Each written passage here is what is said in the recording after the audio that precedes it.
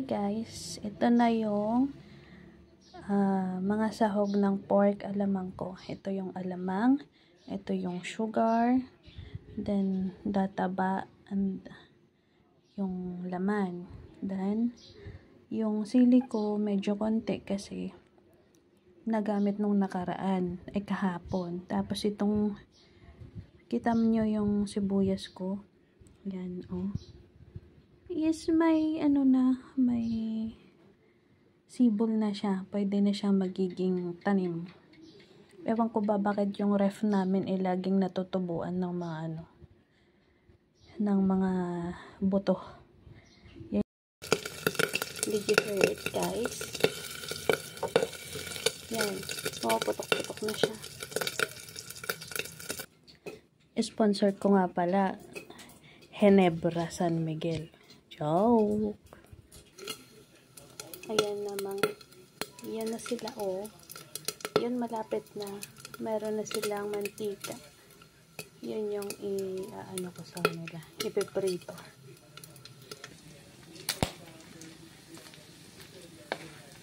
Yan. Tapos isusunod naman natin yung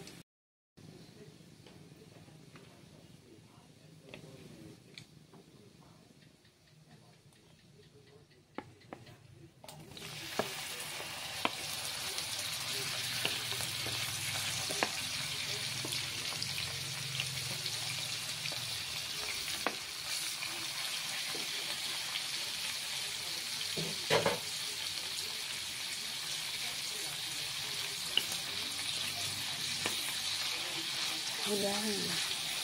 Antayin ulit natin.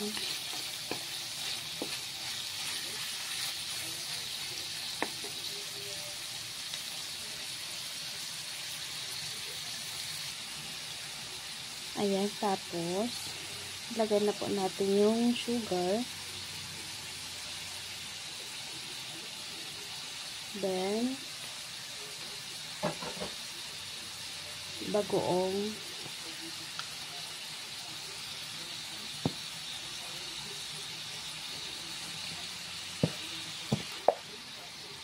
Yan, at antayin na lang natin siyang maluto. Ayan.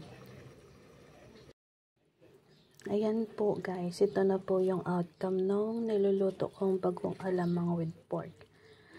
Yung taste po niyan is sweet and little spicy.